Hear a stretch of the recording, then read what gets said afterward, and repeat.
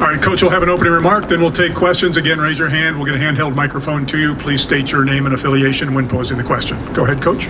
All right, University of Utah is very excited to be a member of the Big 12. Very good football conference, a lot of good teams, good coaches, good players. New challenge for us, new opportunities for us. And we're definitely excited about the new playoff format and the opportunity to make the playoffs on your own merit, not have to be voted by a committee to get into that exclusive club. Got a good football team coming back. Got a lot going for us.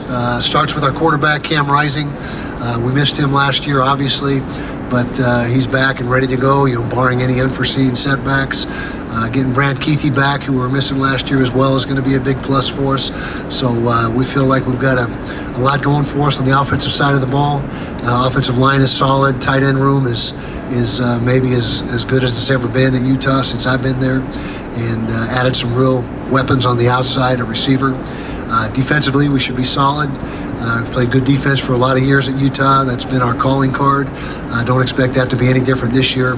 But bottom line, we're ecstatic to be in the Big 12 and can't wait to get going. And this signifies that the season's right around the corner when you get media days, although we're the first media days out of the gate. I realize that, so there's still a little bit of time, but it means that football is not far away. So questions? We'll go here, front row on the left side, right in the middle. Coach Whittingham, Michael Caratanito, Sideline Sports. Just talking about that, obviously coming in the Big 12, not too far in the past, you came into the Pac-12, Pac-10, making it the Pac-12. What do you take from that? And like you said, I mean, obviously the maps changed, but what do you just take from that coming in the Pac-12 now, taking that into the Big 12? Yeah, it's a transition we have made before, although when we went to the Big 12 or the Pac-12, we were a G5 school trying to come up a level, which there was a little bit of a curve there that we had to endure. This is actually the fourth conference I've been in since I've been at Utah. We were in the WAC, then the Mountain West, and the Pac-12, now the Big 12. So nothing new for me personally as far as changing leagues, but we feel like we've got a roster that's equipped to compete right away. Obviously, I guess the media feels the same way, being picked as the favorite, and I think that's a show of respect to our players and coaches that have done a great job competing through the years that the media has selected as number one. But in the final analysis, that doesn't mean anything. Obviously, you got to play the games, and our players are fully aware of that. But again, it's a nice show of respect for our program from the media. We'll stay on the left side, fifth row on the far left. Hey Kyle, Jenny Carlson with Beyond the Box Score. Two questions. You open Big 12 play in Stillwater. What are your expectations of going there and playing the Cowboys? And second, with Oklahoma State's head coach and you both being so long tenured, I'm just curious if you could reflect a little bit on what you think in your mind helped you to be at Utah as long as you've been. Okay, well, first of all, that is our conference opener. Now, we do play Baylor in week 2, but it's not a conference game. And so the first official Big 12 game will be against Oklahoma State. Coach Gundy has done a terrific job there. Just competitive every single year. Fields quality football teams. They're tough. They're physical. Reminds me a lot of us. I mean, I think there's a lot of parallels between the two programs. Myself and Coach Gundy are just, I think, weeks apart from when we took over these programs, and so we both have been anomalies, I guess you could say, in our own respect. But should be a hard-fought game. Never been to Stillwater, so it'll be a new experience for myself, and I'm sure very few, if any, of our players have been there. But we'll find out right away where we stand. They're a very good football team, and looking forward to that opportunity. Okay, I'm 64 years old, so I lost my train of thought. What was your second part of the question? Longevity. Okay, what do I attribute that to? In a word, recruiting. If you recruit the right players and get the right players in your program that fit into your culture, fit into what you're doing, then you got a chance. And our assistant coaches have done a phenomenal job of identifying those players. They're the guys on the front lines making decisions and judgments on who we should recruit and bring into the program. And really the key to me having any success there, my longevity at Utah, is due to our assistant coaches and the recruiting that they've done and the culture that we've built there. We'll go second row on the right-hand side here, in the middle. Coach Lynn Harrington, Stay Alive Power 5. How you doing today? Good, thank you. All right, I'm doing all right too. To follow up on your longevity answer. I mean, being one of the longest tenured coaches in the entire country, and now with the game changing, evolving with the NIL, transfer portal, and recruiting becoming more challenging, and kind of trending towards paying the players, what can you say are some of your strengths and how you plan on making an impact in this new conference and as the game evolves? Yeah, well, first of all, it's not trending towards paying players. We are paying players. That's in place. And I've been in this profession a long time. And you talk about just, 4 or 5 years ago, we couldn't even give them a ride to their dormitory or a slice of pizza to what's going on now. It's incredible. And there's more change to come. We're not done yet, I promise you that, not by a long shot. There's big changes on the horizon. But the bottom line is, it doesn't matter whether you love NIL, transfer portal, hate it. It doesn't matter. You got to embrace it, because if you don't adapt and update with the times, you're going to get left behind, and you're going to be eliminated. And so I think our program has done a very good job of embracing the changes. I think we've had really good portal success as far as if you look at who we've lost and who we've gained, our net result is very good in that regard. Our NIL, we're competitive right now in that space. There's always trying to get more resources, but the bottom line is, like I said, you have to adapt, you have to change with the times, otherwise you're not going to be able to compete. Okay, we'll go to the left side, 4th row, right in the middle. Hi, Kyle Dennis, CBS Sports. You mentioned the 4 conferences you've been in. What does it say to the way you guys play that you've dictated some of the things that have gone on and been successful instead of you having to get used to the conference? Yeah, well, first of all, physicality is always a good thing in football, and that's our calling card. We pride ourselves on being a physical football team, year in and year out.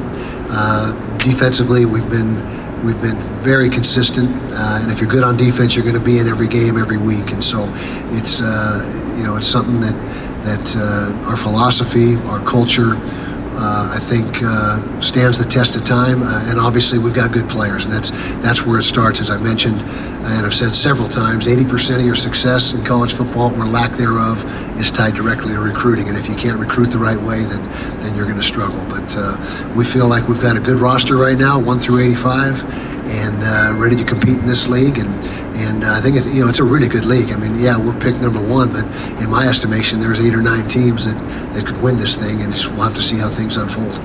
Okay, we'll stay on the left side, about halfway back in the middle. Hey, Coach, Dana Green with ABC4. Entering your 20th season, they've already named Morgan Scalley as the coach in waiting. Do you have any idea when that's going to happen? Do you think about that? And what kind of hands is the program going to be in once Coach Scalley takes over? Well, first of all, Morgan Scalley is an exceptional football coach. He's a proven commodity. He's a Utah guy, played high school ball in the state of Utah, played at Utah, jumped right into coaching at the University of Utah when he was done playing. So he's invested in this program as much as anybody ever has been.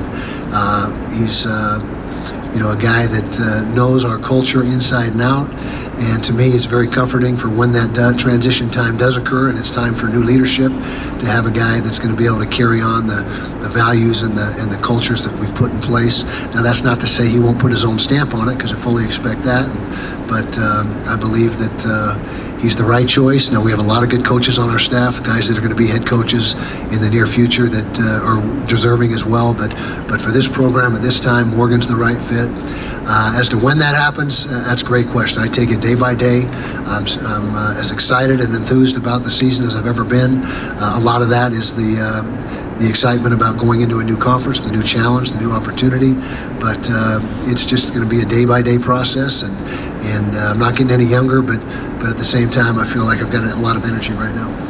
We'll go to the right side, halfway back, right in the middle. Hey, Coach, Joe Coles of the Deseret News. How do you feel like your program fits stylistically in the Big 12? I think we're a good fit. There's not a ton of difference between the Big 12 and the Pac-12. In fact, there's not a ton of difference among all the Power 5 conferences. I mean, there is subtle differences. Some teams are more committed to running the football, but overall, You got to block, you got to tackle, you got to shed blocks. I mean, there's so much to football that is not scheme oriented, that are really the keys to success or the lack of success. And so I think that we're going to be able to make that transition. I don't think there's going to be any there's nobody running the wishbone or anything like that in the conference. So it's predominantly a spread league, which, like I said, every conference is the same in that regard. And so do have some new venues that we're going to play in, new teams, places we've never been, but that cuts both ways. There's a lot of teams that are coming into Rice-Eccles that have never been there, so don't foresee that as an advantage or disadvantage, just different circumstances. We know we're going to travel about 40% more in this league than we did in the PAC, but that's just part of the deal, and again, should be a non-factor. Okay, we'll stay on the right side, that same aisle, all the way to the right on the aisle in the end. Coach Paul Ratliff, the Fan Sports Network, St. George's, Utah. And I just wanted to ask you, with the lack of a downfield passing game last year, one of your biggest portal additions was Dorian Singer. How is he fitting in with the offense, and how is his chemistry with Cam? Dorian's been a great fit. He had a terrific spring. Very easy to understand how he was able to have over 1,000 receiving yards at Arizona a couple of years ago. But what he did in spring was impressive. We also added Damian Alford, who's from Syracuse, who's going to be a good addition for us on the outside, although he was not available for us in spring. But we feel we've really helped ourselves on the outside, and having Cam Rising back, that's the biggest factor for us this season, is to have Cam back at quarterback. He's the alpha dog of the football team, the unquestioned leader, and we got to keep him upright this year. We keep him upright, we got a really good chance. Okay, we'll go left side, fourth row right in the middle. Rich Obey, Playmakers K. You kind of just answered what I was going to ask, but Cam Rising, when you think of Utah football in the past few years, it's hard not to think about him. So what can we expect to see from him this year, and how is his overall health? His overall health is as good as it could be right now. That, barring unforeseen setbacks or something that just pops up, we feel like he's going to be absolutely ready to roll. He took every rep in spring, although he didn't get hit, which obviously we're not going to hit him in spring ball, but he's ready to rock. He's the last 2 years that he's been on the field, he's thrown for 6,000 yards or close to that. He immediately makes us better, and Cam has that it factor. As much as he does for us in his play, it's his leadership that really is probably the most valuable asset that he brings to the football team. He's one of those guys that is able to make everybody around him better, and that's really what a great player does. He makes his supporting cast play better. Okay, we'll go the right side, fourth row. Hi, Coach. Taylor Sadusky with BuffSpeed, Sports Illustrated. Following up on the Cam question, what does this mean for his team around him just to have him back on the field? It's a whole different feel when he's in the huddle and at the quarterback position. There is no doubt of who's in charge. He's got the respect of every single one of his teammates. They believe in him. They're confident in Cam, and it's just the moxie and the field general mentality that exudes from him is contagious, and it's like I said, the it factor that you can't coach, you can't teach, you either have it or you don't, and Cam has it in spades. We'll stay right here on the right side, front row. Hey, Coach. Wanted to ask you just about Brandon Rose and Isaac Wilson. What have you seen out of those two, and the confidence that you have in those two as far as being part of this team? Well, a great deal of confidence. We just got Isaac in the program in January. He was an early graduate from high school, and relative to that situation, we thought he had a phenomenal spring, especially the second half. It was a little bit just lacking a little bit of timing and a little bit of rhythm early in spring ball, but as he settled in and got more comfortable in the offense, by about midpoint in spring, he was really playing good football, had an outstanding spring game, the culmination of spring ball, so we think he's got a great future. Brandon Rose, third year in the program, big arm, good mobility, And he is to the point, he probably would have been a factor for us last year, but he had an injury that kept him out 6 to 8 weeks. I can't remember exactly the time frame, but that really set him back. He was never really able to recover from that, but that's all behind him now, and both him and Isaac had terrific springs. And then you add Sam Eward to that mix, who's here now, and will be competing in fall camp to see where he fits in the pecking order. Stay right here in the front row. Kenneth Berry, touchdowns and tangents. Coach, you've pretty much dominated every conference you've coached in, whether division championships, titles, and all that. But especially for the senior class, how much does it kind of weigh on them knowing they haven't managed to put it all together to get the bowl win that they're looking for, and how much does it kind of fire up your team, and especially Cam and the senior class, to go out not only with the division championship, but actually, conference title, but actually, win your bowl game?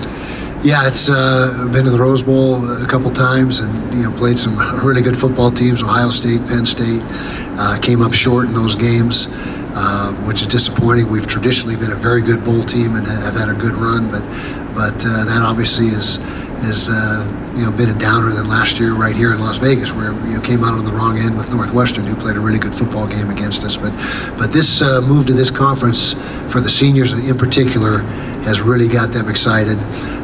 They're looking forward to the challenge. They're looking forward to being able to control their own destiny as far as being able to get to the playoffs now, whereas before we had to rely on outside help, like I mentioned. Now it's all in our hands, and that's something that means a great deal to them. And if you just by looking at them in their workouts this summer and what they're doing, this is a focused football team that really has their sights set on some high goals. Okay, we'll take 2 more questions. We'll take one over here on the left side in the middle, about 5 rows back. And the last one will come over here on the right. Hey, Coach. Scott Proctor, over here to your left.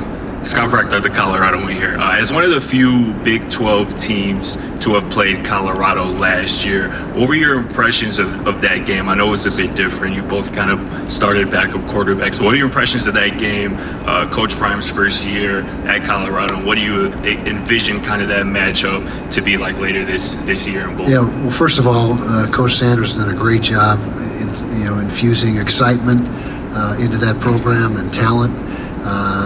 His own sons are terrific players. We didn't see Shadur, but he's obviously watching the tape. He's a terrific talent, and so he's put Colorado football back on the map.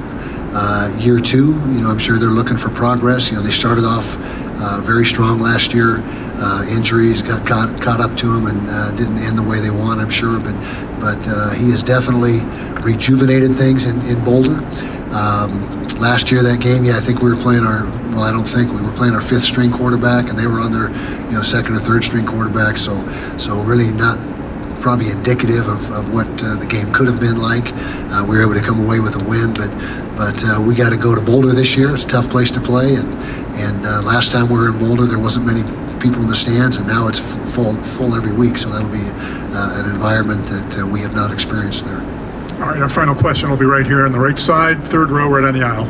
Coach, Chris Matthews, KLAS TV, right here in Las Vegas. I was just kind of wondering your footprint. There you go. Okay. There. Yeah, I was just kind of wondering your footprint. You mentioned the WAC, the Mountain West, and then the Pac-12, and playing your games here in Vegas, and bowl games in Vegas, yearly games back in the WAC and the Mountain West. Footprint. What are your thoughts of Vegas and just what it's kind of meant to your program? Well, first of all, this building's been very good to us. We've had a chance to come down here and win a couple of Pac-12 championship games. Obviously, last year in the bowl game, we didn't fare so well, but Vegas has always treated us great. It's a great city. The bowl, in particular, is John does a great job with the bowl and the bowl experience for the players, and so nothing but very positive memories and experiences here in Las Vegas, and of course this is one of the best venues in the country right here, this Allegiant Stadium, and so we've been opportunistic to be able to, or it's been a great opportunity to be able to play here as much as we have. We're going to open here in 27 against the Miami Hurricanes. I probably won't be sitting here in this chair, but somebody will, and that's going to be a great opportunity again to come to Vegas and play a game. All right, thank you for your time, Coach. Okay, guys, girls, guys.